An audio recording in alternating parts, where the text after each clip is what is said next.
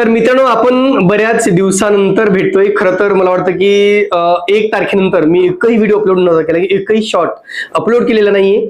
आणि त्याच्यामुळे अनेकांचे कमेंट्स येतो की सर नवीन अपडेट तुम्ही का देत नाही किंवा नवीन अपडेट का येत नाही तुमच्या चॅनलवरनं, मागील 8 ते 10 दिवसात मी वाट बघतोय, अशा अनेक कमेंट्स आलेत मित्रांनो. खरं तर आपल्याला माहिती आहे मित्रांनो, सध्या उन्हाळ्याच्या सुट्ट्या सुरू होत्या आणि चिल्लर पार्टी सोबत थोडं बाहेर जायचं होतं, गावी जायचं होतं. नातेवाईकांच्या भेटी असतील किंवा आपल्या आप्तेष्टांच्या भेटी असतील, मित्रांच्या भेटी असतील, त्या भेटी करायच्या होत्या. आणि त्याच्यामुळे कुठेतरी मागचा समजा 7-8 दिवस मला जमलं नाही व्हिडिओ वगैरे टाकायला आणि मी थोडं टाळलं सुद्धा, कारण नवीन काही विषय पण नव्हता. आणि आपल्याला माहिती होतं की जे काही डेट आहे म्हाडाच्या मुंबई लॉटरीची ती 29 मे रोजी संपलेली आहे आणि जी पुण्याची लॉटरी आहे त्याची सुद्धा 31 मे ला मुदत संपलेली आहे. आणि त्याच्यामुळे नवीन असं काही विशेष नव्हतं पण, आणि मग गावी असल्यामुळं ह्या सगळ्या अपडेट प्रॉपरली देता नाही आल्या. किंबहुना मी थोडं या युट्यूब पासून किंवा या गोष्टीपासून थोडं मी स्वतःला काही दिवसासाठी वेगळं केलं होतं. पण आता मित्रांनो, सुट्ट्या संपलेल्या आहेत आणि जे काही आता अपडेट आपल्याला नवीन येतील ते अपडेट आम्ही आपल्यापर्यंत पोहोचवतोय. खरं तर आता जी काही मुंबई म्हाडाची लॉटरी मित्रांनो, लॉटरीची सोडतीच तारीख कधी आहे हा एक प्रश्न अनेकदा विचारला जातोय. त्याशिवाय नेमकं याच्यामध्ये किती अर्ज आहेत, कोणत्या प्रवर्गासाठी किती अर्ज आलेले आहेत, कोणत्या ठिकाणी किती अर्ज आलेले आहेत, कोणत्या ठिकाणी जास्त चान्सेस आहेत घर लागण्याचे, असे अनेक कमेंट्स येत आहेत. खरं तर मित्रांनो, जे काही त्याची पहिली प्रारूप यादी अर्थातच फर्स्ट ड्राफ्ट लिस्ट ती लागणार आहे 10 मे 2026 दुपारी 3 वाजता. अर्थातच उद्या दुपारी याची draft list, first draft list publish होईल आणि त्यानंतर आपल्याला समजेल की नेमकं कोणत्या कोणत्या प्रवर्गासाठी आणि कोणत्या कोणत्या ठिकाणी घरे उपलब्ध, किती अर्ज आलेले आहेत. आणि नित्य नियमाप्रमाणे आपण अशा ठिकाणचे काही व्हिडिओ बनवतो ज्या ठिकाणी घरं जास्त आणि अर्ज कमी, अशा केसेसमध्ये अनेकांना घर लागण्याचे चान्सेस सुद्धा वाढतात, त्यावर आपण बोलूया. पण एकंदरीत या ऑल ओव्हर म्हाडाच्या लॉटरी संदर्भात मला बोलायचं होतं पण मला बोलता नाही आलं गावी असल्यामुळं. जो काही डेट संपली मित्रांनो, डेट संपल्यानंतर आपल्याला माहित असेल की एकूण अर्ज किती आले. तरी मित्रांनो, एकूण ऑनलाईन जे काही अर्ज प्राप्त झालेत त्यांची संख्या आहे 97,613. 97,613 हे ऑनलाईन अर्ज प्राप्त झालेले आहेत. त्याच्यापैकी ज्यांनी अनामत रक्कम भरून आपलं कन्फर्मेशन दिलेलं आहे अशांची संख्या मित्रांनो 75,366. म्हणजे काय तर सरतेशेवटी अंतिमतः 75,366 अर्जदारांचीच लॉटरी होणार आहे. हेच अर्जदार या सोडतीसाठी पात्र झालेले आहेत. आता अनेकांना म्हणजे अनेक तुम्ही न्यूज मध्ये पाहिलं असेल की म्हाडाच्या लॉटरीज भरभरून प्रतिसाद किंवा खूप चांगला प्रतिसाद, काही काही ठिकाणी तुम्हाला असे वाचण्यात आलं असेल की म्हाडाच्या लॉटरीला अल्प प्रतिसाद. आता नेमका प्रतिसाद कसा आहे असं जर विचारलं मित्रांनो, तर यावेळेस जो काही म्हाडाच्या लॉटरीला प्रतिसाद आहे तो खूप कमी मिळालेला आहे कम्पेअर टू लास्ट लॉटरी. म्हणजे जे काही मागील लॉटरीशी जर आपण कंपॅरिझन केलं तर आपण सांगू शकतो की याला हवा तसा प्रतिसाद, किंवा भरभरून नाही सांगू शकत आपण, प्रतिसाद बऱ्यापैकी आहे पण भरभरून नाही मिळालेला आहे. म्हणजे जर तुम्ही 2023 ची जर गोष्ट केली तर सन 2023 साली एकूण घराची संख्या होती 4082. तर 4082 घरांसाठी ऑनलाईन अर्ज आले होते मित्रांनो 1,45,849. आणि ज्यांनी अनामत रक्कम भरलेली होती अशा एकूण अर्जांची संख्या होती 1,20,144. म्हणजे 1,20,000 अर्ज यासाठी आले होते.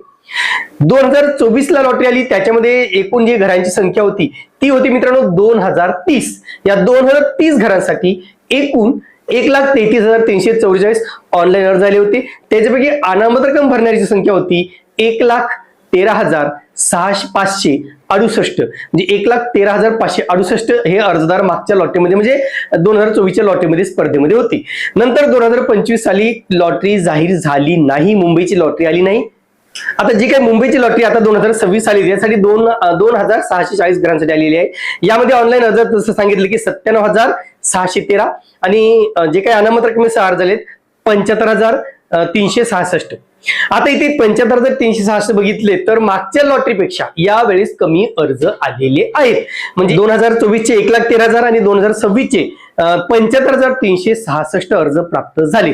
आणि जर तुम्ही प्रति घर जर विचार केला तर एका घरामागे 28.54 अर्थातच 28.5 अर्जदार हे स्पर्धेमध्ये आहेत एका घरामागे. आता या ठिकाणी मित्रांनो अनेकांनी किमतीवरून सुद्धा अनेकांनी आपला रोष व्यक्त केला होता, अनेकांनी सांगितलं होतं. आणि मग कुठेतरी म्हाडाने ज्या काही विक्रोळीच्या आहेत, कन्नम सुवर्णनगरच्या किमती आहेत त्या 7.5% कमी केल्या होत्या, अर्थातच 10 लाखांनी कमी केलेल्या होत्या. पण जो मास्टर स्ट्रोक म्हाडाने 2024 साली मारला होता तो यावेळेस त्यांना मारता आला नाही. आता ज्यावेळेस 2024 साली ज्यावेळेस लॉटरी आली होती मित्रांनो, त्यावेळेस लॉटरीची अंतिम मुदत ही 4 सप्टेंबर 2024 अशी होती. पण त्यावेळेस म्हाडाने या लॉटरीला मुदतवाढ दिली आणि ती मुदतवाढ म्हाडाच्या लॉटरीसाठी गेम चेंजर ठरली होती. अर्थातच त्यानंतर मात्र या अर्जामध्ये खूप मोठ्या वेगाने वाढ झाली आणि 1,13,000 टप्पा पार झाला होता. 4 सप्टेंबर पर्यंत 1 लाखाचा टप्पा सुद्धा पार झालेला नव्हता. पण मुदतवाढ दिली प्लस त्यावेळेस 25%, 20%, 15%, 10% किमती सुद्धा कमी केल्या होत्या प्रायव्हेट बिल्डरांच्या आणि त्याचा म्हाडाला खूप मोठ्या प्रमाणात फायदा झाला. त्याशिवाय सर्वसामान्य अर्जदारांसुद्धा त्याचा फायदा झाला.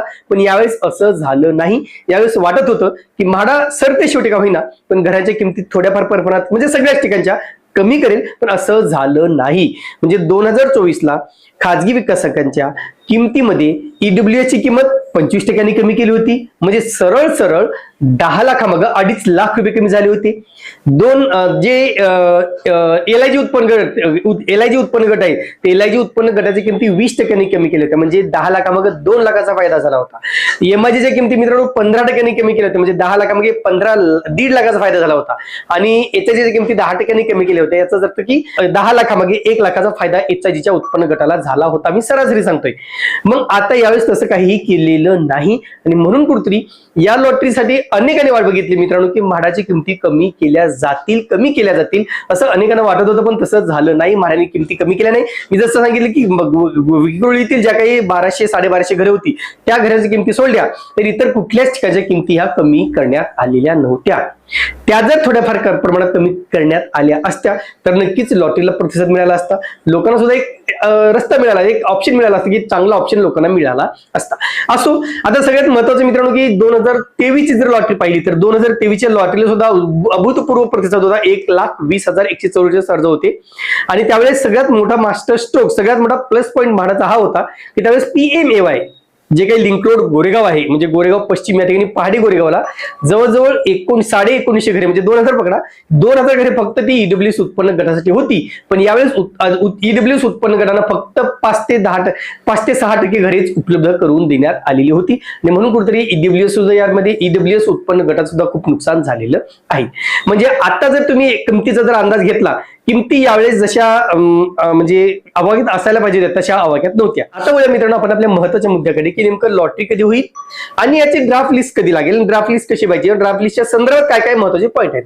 तर याची जी काही ड्राफ्ट लिस्ट आहे मित्रांनो उद्या अर्थातच मी जसं सांगितलं की 10 मे 2026 दुपारी 3 वाजता लागणार आहे. 3-3:30 वाजेपर्यंत लागेल.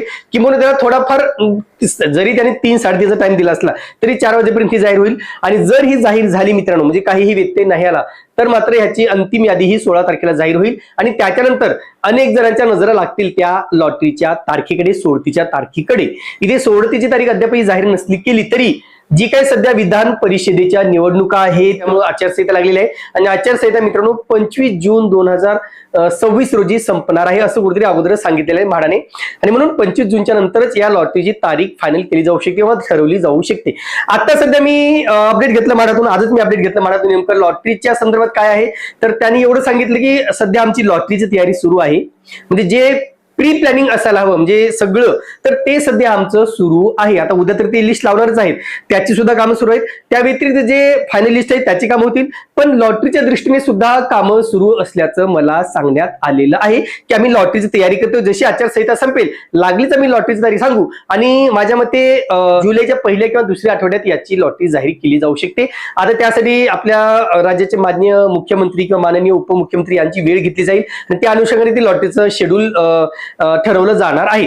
आता इथे महत्वाचा प्रश्न आहे मित्रांनो, ज्यांनी अगोदरच फॉर्म भरले, ज्यांनी एप्रिलमध्ये फॉर्म भरले, ज्यांनी क्रेडिट कार्डने फॉर्म भरलेले, ज्यांनी लोन काढून फॉर्म भरलेले आहेत, दागिने गहाण ठेवून फॉर्म भरलेले आहेत, अशांना मात्र इथे मोठा फटका बसू शकतो. कारण जी लॉटरी याच महिन्यात होणं अपेक्षित होतं ते आता पुढच्या महिन्यात जर जात असेल तर त्याला अनाठाई 1 ते 1.5 महिन्याचं किंवा 2-2 महिन्याचं व्याज सुद्धा भरावं लागू शकतं. इथे मात्र त्यांचं आर्थिक नुकसान होईल यात मात्र शंकाच नाही. मग आता जी काही ड्राफ्ट लिस्ट आहे मित्रांनो ती उद्या जेव्हा लागेल त्याच्यानंतर आपण कोणत्या ठिकाणी कोणत्या प्रवर्गामध्ये किती अर्ज आलेले आहेत आणि कोणत्या ठिकाणी कमी अर्ज आलेले आहेत कोणत्या ठिकाणी जास्त अर्ज आलेले आहेत ते सगळं आपण उद्या संध्याकाळी त्याचा अनालिसिस करणार आहे आणि संपूर्ण माहिती पाहणार आहे.